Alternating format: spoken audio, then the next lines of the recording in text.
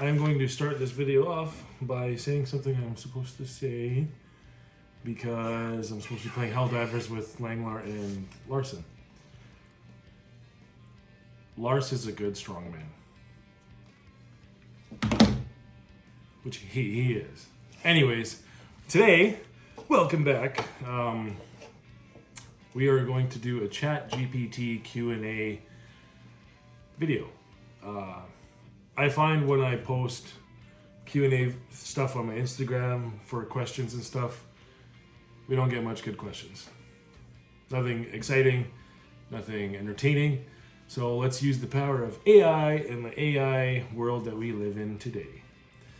So my lovely assistant, who is my wife, is going to ask the questions that ChatGPT made up. And I have no idea what they are. So this could be fun, sad, embarrassing, or entertaining. I guess we'll see. All right, so first one off here is, can you tell us about your early life growing up on the farm and lifting stones as a kid? Oh God, it sucked. No. So as a kid, I grew up on two different ranches. I come from two different backgrounds. I have, as I allocate it, my native family and my white family, which I both love very much. No, so there's the Sloan side, which is the big farm. Didn't really pick much rocks there because we had equipment for that. We had rock pickers and things like that, like all that fancy hydraulic equipment. But then on the McConnell side, we didn't have that. So we would have a truck and a trailer and one small tractor for picking the big rocks. So I've always been good at stones. I like stones, and I think it comes down to the fact that I grew up working hard. And it wasn't a choice. It wasn't like kids today, iPad kids. There was no choice. I had to go pick rocks. I had to do chores. Because if I didn't get food on my table. It was that simple. I loved it, actually. One of my favorite stories is when I was a kid, we hired some kids to come pick rocks with us. They were 15, 16. I think I was 11 or 12 or younger. I think I was 10. And they couldn't pick this rock. And my Uncle Will is naturally big, like a strong man. 6'2", I think he was 320 pounds just from work. And he yelled at me, "Come pick up this rock." I was like, okay, scared out of my mind. I picked it up, I loaded it on the trailer, I walked away. All I heard was him yelling at these kids, "He's 4 or 5 years younger than you and he could pick it up. You're fired." They got fired. So, proud of that. Sorry, kids. Even though you're probably adults now and you're probably still weak. Next question. What first drew you to strongman training back in 2018, and how did it save you during tough times? What? Sorry? I missed the first part. What first drew you to strongman training back in 2018, and how did it save you during tough times? What drew me into strongman was exactly what I just said. I like lifting rocks. And I like being unnaturally strong. It's just something I've always admired growing up around strong men from physical work.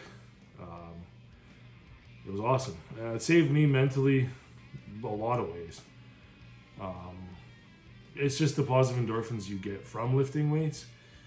And then just by doing such unorthodox lifts, it's so unique in a training aspect that it's fun and entertaining, and it keeps the positivity in my brain going because there's always more to learn. And I think that's why in part why I picked my job as a carpenter, is because there's always more to learn. It's really helped with my mental space. It's entertaining, it's fun, and you're always hitting PRs, even if it's something small. Doesn't matter. Celebrate your little wins. You made history as Canada's first Indigenous pro strongman. How did that moment feel back in 2021? Am I supposed to be off the cuff, truthful? Personally, felt amazing. It felt really good because my grandpa, who was my dad, I don't really have any relationship with my biological father, but my grandpa on my mom's side, who is Native, grew up ashamed, didn't acknowledge it, but taught me to acknowledge it as he learned to acknowledge it himself. So it was a really big deal for us, especially when he FaceTimed, called me on the last event because he couldn't make it because he was sick, had cancer, blah, blah, blah. He FaceTimed, called me on the last event because I was like, I need to get first or second in order to secure getting my professional status, which I did because he was watching. And it was awesome and it was surreal, and making that history with him watching, unbeatable moment for me. But the flip side to that is nobody cares. The Strongman community doesn't care. The Canadian press doesn't care. A lot of Indigenous communities don't care. But that doesn't mean I'm not going to still be proud of who I am, where I come from. And I'm just going to keep working so hard that eventually people are going to have to care. And I'm not saying everybody doesn't care, because there's a lot of people out there that support me and love it. It's just, to me, it's a big deal. To a lot of people, it's just whatever. And that's totally acceptable in their eyes. So I'm going to keep working and keep grinding. And I meet youth, Indigenous youth, and I'm inspiring them. And that's all I care about, because I didn't have that growing up, other than my grandpa. Next question. All right, let's break down some of your biggest wins. Oh, shit.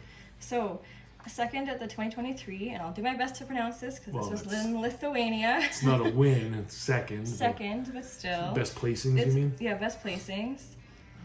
Second at the 2023. It joins the living in Ash. Yeah. I'll do my best to pronounce this again. So, Pasquilio Torre in Lithuania. Sure.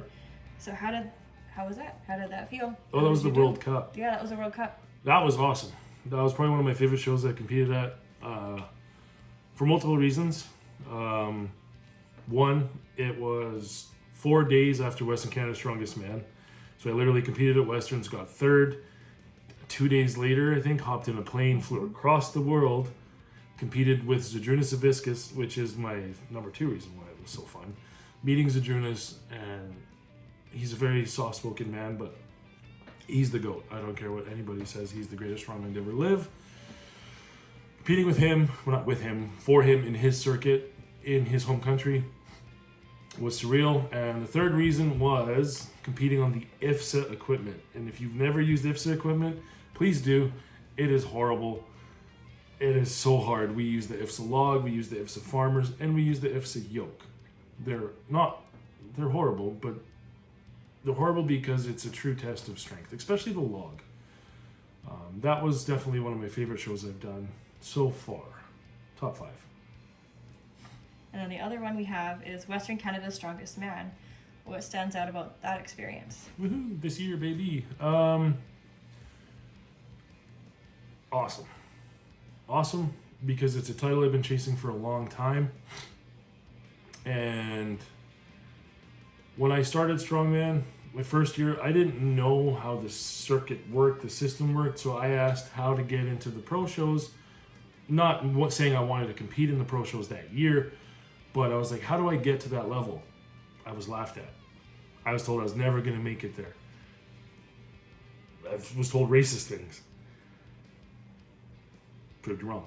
So there's that, and on top of that, it's just becoming Western Canada Strongest Man. It's great. You know, it's a step in the right direction towards the ultimate goal. And winning it in Alberta, bringing it back to Alberta, it has Western Canada Strongest Man winner hasn't come from Alberta for a while now. So I'm proud of that. It's a step in the right direction, moving forward. And training and performance. So what does your typical training week look like? How do you balance heavy stonework with complex melodies and conditioning? How many days a week do I train? Yeah, what's your typical training week look like? 6 days a week.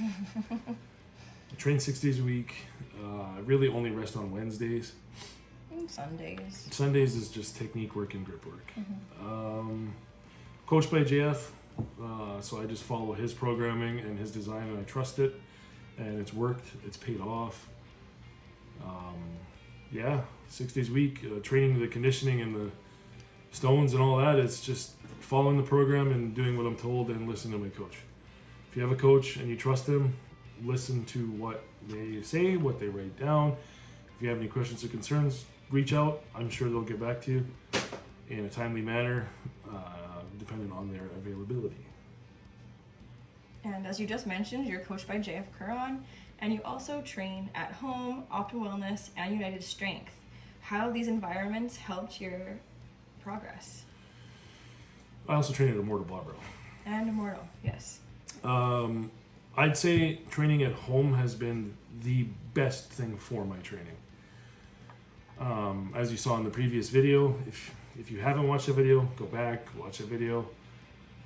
The isolation, the training by myself has been the best thing for me. There's no cell phone service in that building. There's no electricity. There's no water. There's nothing. So it's literally me against the weights. No music, nothing. Just hard work. That's been great.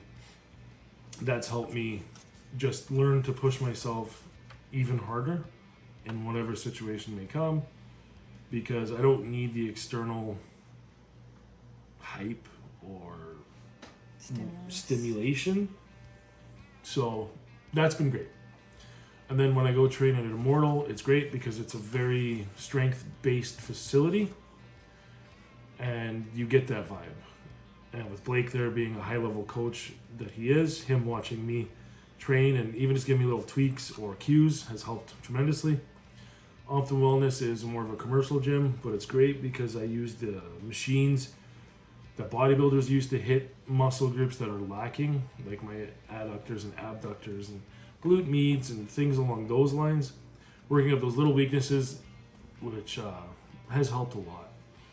And then training United, training with one of the best strongmen in the world, Tristan, has helped me train harder, more efficiently, and we honestly help each other with technical training a lot.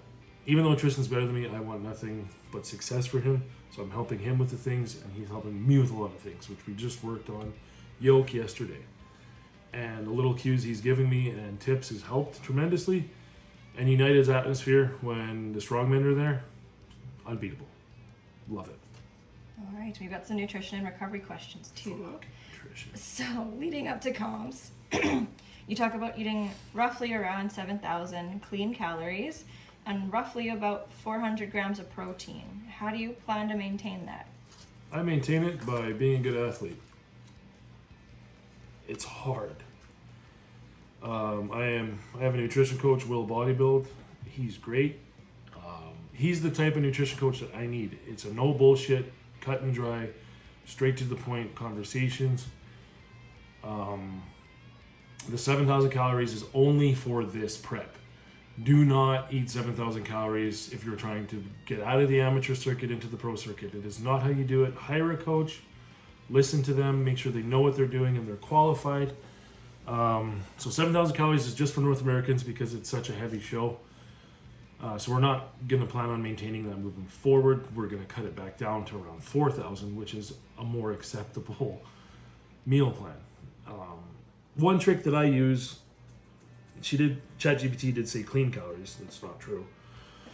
It is. My meals are clean. I eat what my coach tells me. One little trick that I do, I really like pudding. I really like granola bars. I really like A&W Diet Root Beer. Not a sponsor, but great. I will put the pudding cup in front of me as I eat my meal. And I eat my meal, whether it's chicken and rice, beef and gluten-free pasta, whatever it may be. I'm looking at that pudding cup and I'm like, once I'm done this, I get to eat that. And that has helped tremendously in getting these 7,000 calories a day in. And recovery routine, what does that include? Like movement, rest, and how you deal with injuries? Oh, injuries suck. I deal with them as they come. Recovery, I've been taking it a little more seriously since getting injured. We have a home sauna We use that when it's not scorching hot out like it has been. We put YouTube on the big TV in the living room, and I do some mobility routines. And my wife is going for her massage therapy, so I am her crash test dummy, so she's massaging me. She makes me stretch. She stretches me out. We have an inversion table that we use once in a while to decompress. There's all these little things that we do to help add up to a small fraction of a percentage to be that little bit better. These things pay off as long as you do them consistently. I think stretching and mobility work is the most underrated thing for your recovery. And I lack on it. I'm trying to be better. Don't be like me. Be better. You've endured tremendous personal hardship, losing your wife and grandfather to cancer. How do those experiences shape your mental toughness and your drive? I've never had an easy life. A lot of people haven't. I am one of them. I was not expecting this question, but that's okay. Mental toughness, it's always been there. It's never going away. But for a lot of years, up until recently, I channeled it with anger and aggression, and that worked. It worked for a while, but it sizzles out. You can't be angry forever, and I learned that through therapy and mental health work, which there's no shame in it. It's okay. If you're a man, just accept it. It's okay. We can talk about our feelings. I worked with a therapist on that mental toughness and working through those things without anger. And it's if you, the guys that watch me compete at Westerns know and seen the difference in my mentality and the way I attack the sport now is significantly different than when I did a year ago. Losing them was probably one of the hardest things I've ever done in my life. I actually lost them 3 months apart to the day, December 5th, March 5th. So it was like bang, bang, which was one of the hardest things I've ever been through. I don't like talking about it at all. I try not to anyways. I used to, but I can't anymore. But it's really helped with the mental toughness because we're just picking up weights for fun. And we're doing it to give people entertainment. And I want to bring that entertainment value to the shows that I compete at. And doing that honors their memory because they were my two biggest fans that pushed me and wanted me to be great and be the strongman that I am today. So I do that. I just do that. No more anger. I do it in honoring them. You know, that's where the toughness comes from, is watching them fight. I'm just lifting weights. I'm not doing anything crazy. It's fun. It's great. It's good for you. Okay. That sucked. I don't. AI, come on, AI. We're human. We have feelings. Even though I'm a man. And as an Indigenous athlete breaking barriers, what responsibility or pressure do you feel, and how do you channel it? Zero pressure. Zero pressure because I do this for fun, like I just said. The responsibility I feel is to be a good role model to Indigenous people and youth coming up if they ever decide to do strength sports. Strength sports is predominantly white. It is a very white space, and I want them to know that there is space for us in the strength communities, and that it might be scary, but it's not. Like, there's a lot of good people within the strength community. So I want them to see that and know that and be able to come forward and compete in strength sports and show that we are strong. We're some of the strongest people to ever live. You know? Not quite, but one of the strongest people in Canada. So, yes, that's the only responsibility I feel is to highlight that there is a path to greatness. Even though I'm not there yet, I'm trying. And recent wins in upcoming shows. So you just claimed the title of Western Canada's Strongest Man. We just talked about this. I know, but what were the standout moments for you during that show? winning. That's it. Winning it all. Just winning. That was the only standout moment. Winning and watching my fellow strongmen battle and give it their all. You know, those are the standout moments for me. Winning the show and watching the other guys just fight, claw tooth and nail, the passion. And Ken does an amazing job picking the events. Some of them are crazy as fuck. But amazing. It's such a spectacle, that show. I look forward to it next year. I don't know if it's going to be Westerns next year or not. That's not on me.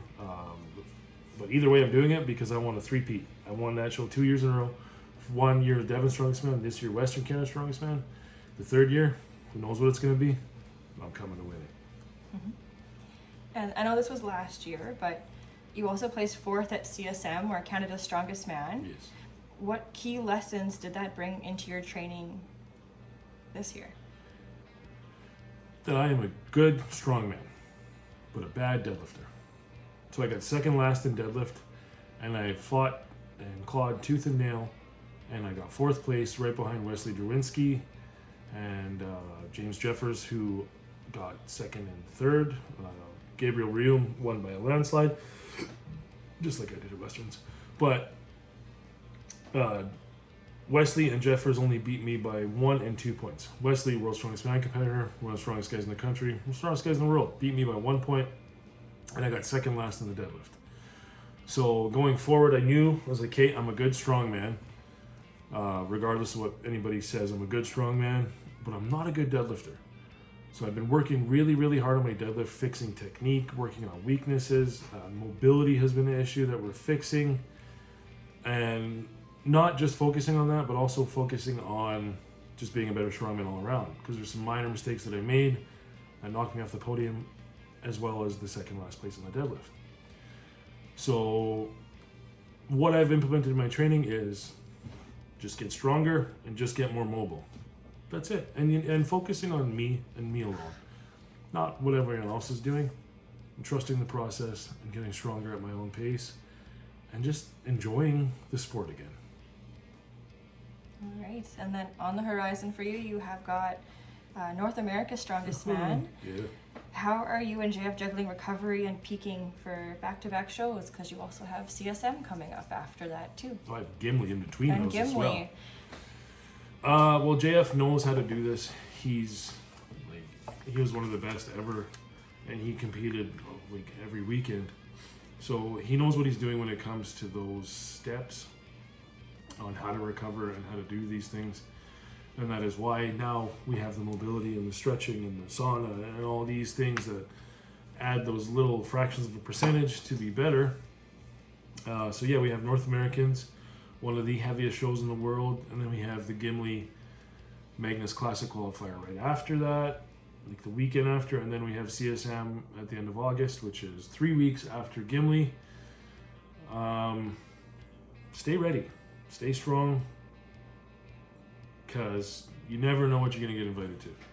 I get invited to Strongman Champions League all the time, and it's short notice. Just be ready. Just be ready. Just be strong, year-round, ready to go. That's what we do. AI. You wouldn't understand that because you don't have feelings. All right, so we got some rapid-fire questions for you now. Shit, okay. What are 3 words to describe your mindset for Victoriaville? Do not die. All right. And what is your all-time favorite lifting memory? Even if it's before Strongman. No. It would be when my grandpa FaceTime called me on the last event, 2021 Nationals, and I received my pro card. That was it. Because my wife was holding the phone while he was on it. If you could break another historic record, like your Husafell carry in Iceland, Yes. which would it be? Log press. To say I have the strongest shoulders in the world, log press. Axel's cool, but nah. I'll never break the log press world record, but if I could, if I was like a genie and was like, you get to break one world record, what would it be? Log press. Yes. No questions. Deadlift, everyone's like, oh, deadlift, no, log press. All right, so those are my rapid fire ones. What do you hope your journey teaches Indigenous youth and newcomers to the strength sport? Like I said earlier, that we could take up space, and there's space for us in these spaces. Because space. I said a lot of space. Mm-hmm. But no, like seriously, like that even though there's not much of us in the world, for that matter, and there's not much of us in these strength communities, it doesn't mean that we can't be there and be part of the community, because the strength community can be wonderful. It can be. Not always, but it can be. And I love the strength community. Some of my closest friends are from the strength community. And I'm actually going to play Helldivers with some friends right away here once this YouTube video is over. Langler and Larson. Larson is a good strong man. And you are sponsored by SBD, so what are some of your favorite pieces from SBD that you own? All of it. All of it. Buy SBD. Use my link. It's in the description. But no, actually, it depends on the event. So SBD has a broad selection of equipment. So it really depends on your goals and what you want. And they're tried, tested, and true. The belt is hands down the best. If you want a good belt and you're unsure what to buy, and you have the money and you can afford those belts, get an SBD belt. You won't regret it. Use my link. All right, and what advice would you give to someone starting Strongman, especially about keeping it fun for the long haul? It's okay to unfollow people that are toxic towards you or toxic towards the community. You get to choose that. You don't have to see their stuff. A lot of Instagram stuff isn't who people are, and if you don't want to see it, you don't have to. And it's a marathon, not a sprint. So yes, we all want to be pros. We all want to go to World's Strongest Man. Geez, I want to go to World's Strongest Man. Of course. But if you're not having fun, you're not going to keep doing it. So yes, we all want to go to the show to win. That's very obvious. But you should also remember that you're going to the show to have fun and honestly, hang out, lift weights with friends. That's the whole premise of this sport. Hang out, lifting with friends, putting on a show for the crowd. That's it. There's nothing more to it. I'm Western Canada's Strongest Man, and I go out and people are like, hey, you still doing that lifting thing? And I'm like, yeah, I am actually number one in the West. They're like, oh, right on, bud. And then they walk away. It's not that serious. Have fun. Love what you do. All right, and then so future goals. What are some of your 2025 goals and beyond cracking the top 10 at a major show and qualifying for WSM or World's Strongest Man? Yeah. What are some of the things that are on that list? Podium at Canada's Strongest Man. I would like to eventually win Canada's Strongest Man, but that's probably one of the hardest shows in the world to win because of how stacked Canada is. Podium at, or realistically top 5 at North Americans, if not this year, next year. Winning an SCL would be great. Coming for you, Kevin.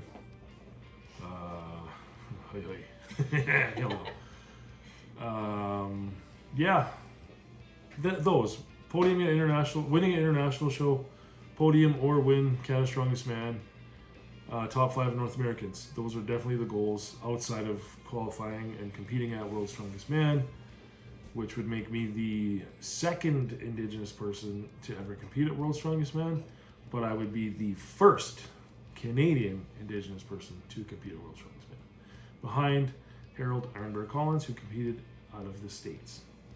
If you don't know who that is, look him up. Phenomenal presser. All right, and last question. How do you plan to balance competing at the highest levels with working and being a hands-on dad?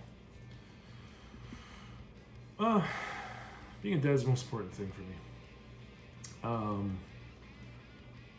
That's it. It's that simple. There's more to life than lifting weights. And being a dad is more important to me than lifting weights. I'll always find time to lift weights, but being a dad's the most important thing. You know, I had a great grandpa, and he showed me what a dad should be, and I'm trying to fill those shoes. That's hard. So, just that. It's just balancing. You know, if your son wants to play catch, you play catch. You go to the gym late. If your son has a sporting activity, you go to the sporting activity. And they're priority number one. Strongman's priority number two. And it's going to trigger a lot of people. If you're not a parent, you don't understand. And if you are a parent and Strongman's number one, stop it. Get some help. But I don't think anybody's like that. Kids change your life for the better. And the balance is easy because its scale leans one way. That's it. AI. That's it. You can wrap up however you'd like. Oh, well, anyway. Larson's a good strongman. And thank you guys for watching. Sorry for getting emotional. I'm taking a break. I can't be like The Rock and be like, oh, Terramana, drink A&W root beer, one take. But democracy awaits. Super Earth.